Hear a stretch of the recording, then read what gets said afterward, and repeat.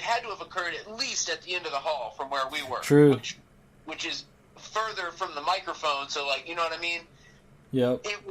It was so loud, and we had been investigating for 12 hours straight at Revenant. We drove for 2 hours straight there, so we're way behind on sleep at this point, and the only thing I can think to do is cuss.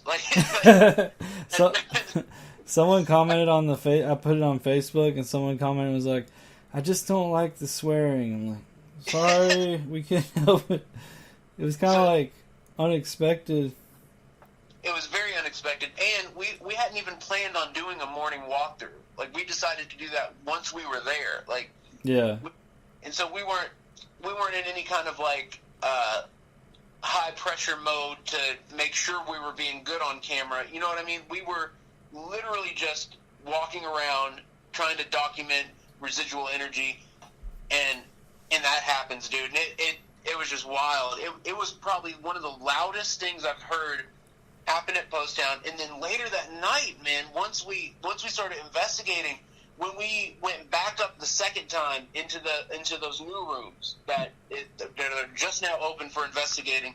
Yeah. Oh, yeah. We started hearing lockers slamming and lockers closing.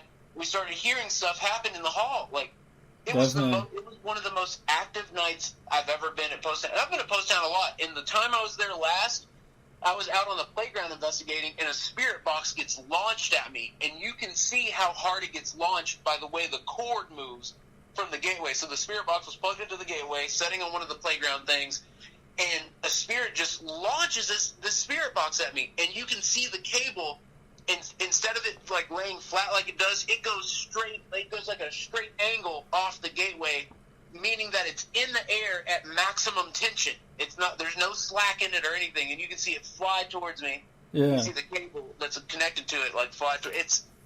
That place is wild, and it's because of that train crash, man. It's because of that train crash that took so many lives there. Yep. Yeah, that train crash. I mean, we've caught some interesting stuff surrounding that. Like this last trip, we were getting a lot about someone feeling. What were they saying? It was like we thought it was the brakeman, right? Yeah, there was someone saying that they felt guilty. Yeah. They kept saying, I'm guilty when we were getting stuff at Post Town, and we were talking to this person, and we really thought it was the brakeman, the person who was supposed to be handling the brakes. And the rumor is that he fell asleep on the train, and that's why it ran into that other train and killed all those people. But there's a good chance that it could have been, man. Like, because I've never gotten someone saying that they're guilty over and over again at Post Town until we went there that time. And it was, dude, I'm telling you, it was one of the most active times I've ever been at Post Town. And I've been there a lot, and I've caught a lot of great evidence there, and I've had a lot of great investigations. But this last time we were there, man, yeah, it was super active. And also, you were getting a lot of like visions there and seeing things, and I'd never ever had that happen before. Because I've gotten like weird sensations and visions and feelings before, like just little things here and there. But this time at Post Town, like the first investigation we went up there, it's called Scary Haunted School Live Ghost Hunting, from about 2 weeks ago, and it's on the Epic Paranormal TV channel on YouTube.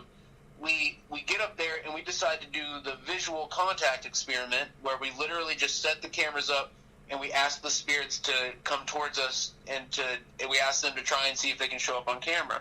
Yeah. And the reason we did that is because last time I was at Post Town, I got a lot of good visual evidence there, and so we tried it again in the same spot, and it worked. We caught the visual evidence, but I decided to sit on the ground. I was like sensing this kid. And here's the thing: like, I don't normally sense stuff this strong, and especially at Post Town, I don't normally have like this crazy sense thing going. But I did at this time, and I was sensing this kid. Like, a kid came through the spirit box, and then all of a sudden, like, I could like visualize him like in the hall, and we were seeing these orbs that were corresponding with this kid where I thought this kid was, and so I sat down and I'm talking to him, and then all of a sudden, boom, it hits me. There's 4 train crash victims at the end of the hallway, and I'd been feeling like there were spirits down there that weren't wanting to come up and like see us. and then all of a sudden I could like see them. I could see them at the end of the hall. And that never happened to me before. I've been to Post Town like over 20 times, and this is the first time this has ever happened to where I could like where I was like visualizing this stuff, and I got them to come down the hall, and like it was just weird. Like I never had that happen, and even later through the night, I didn't get senses that strong. Like like visualizations like that. Like it was like maybe a good hour, like where it was just like one after another. Yeah. And pretty much that whole first live stream, I guess, like the whole first when we got up to the top floor, right? Yeah.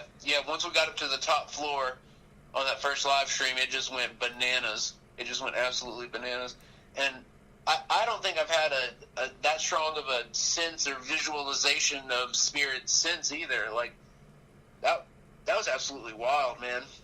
I'll never forget that we got Johnny, which is a spirit that's said to be from the special needs room. Yeah. We got that name super clear, which it was crystal clear. Yeah. A lot of people get that name there.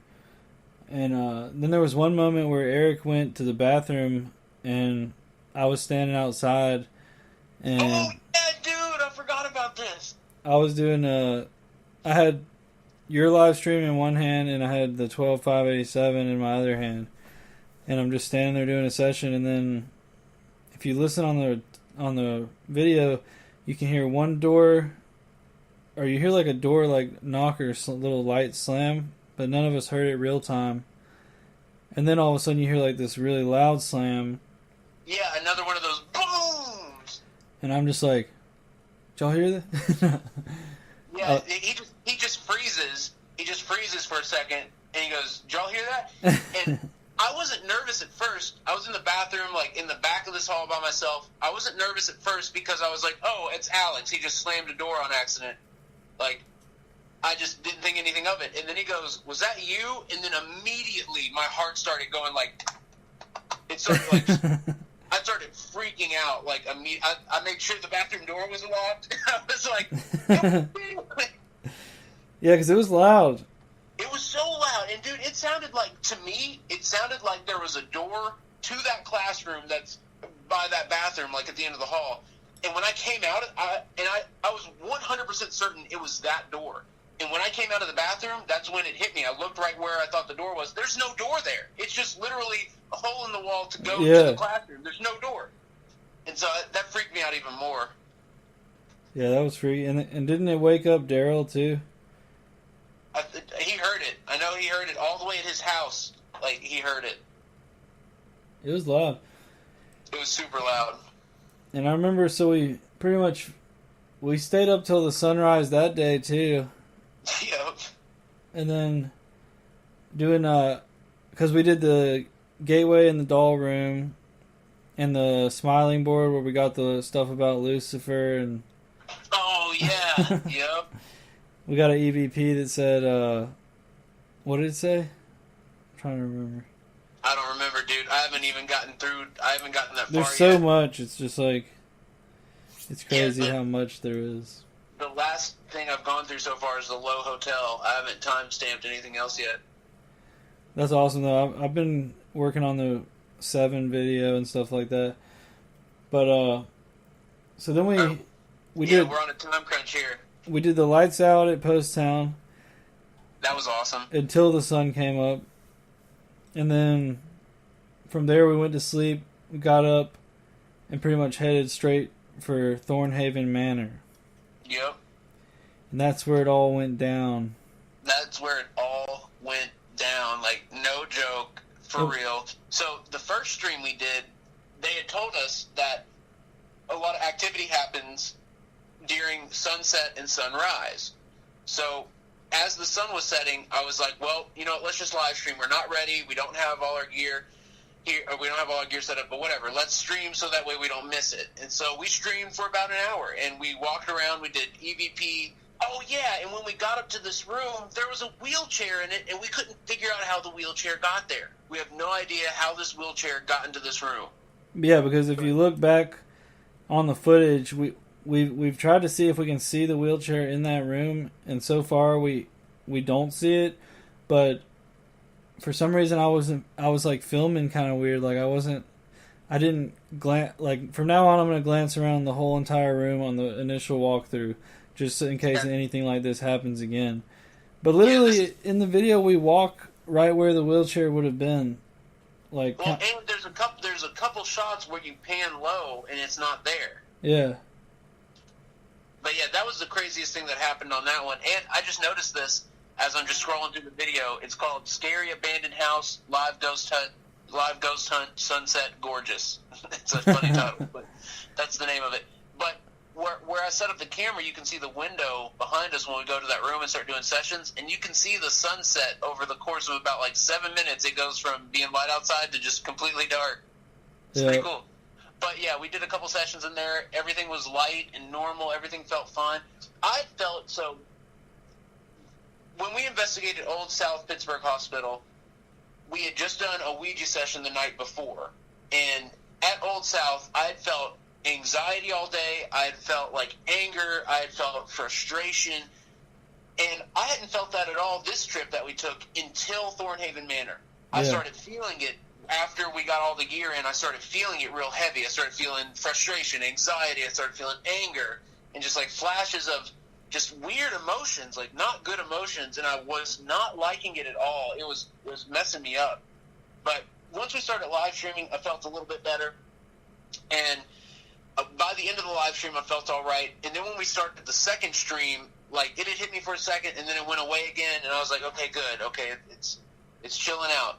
But when once we started the second live stream, that's when things started getting weird. We did a frequency opening type ritual, or kind of like a frequency seance thing, where we asked to open the frequencies, we asked to bring the spirits through, and we were running through all of the high FM frequencies while doing it. Yeah.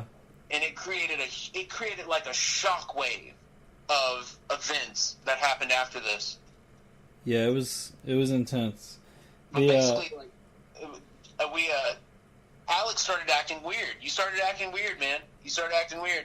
Everyone knew it. Everyone was noticing it. Everyone on the live streams, I was noticing it, and the video you did was really good. You got a really good video about it.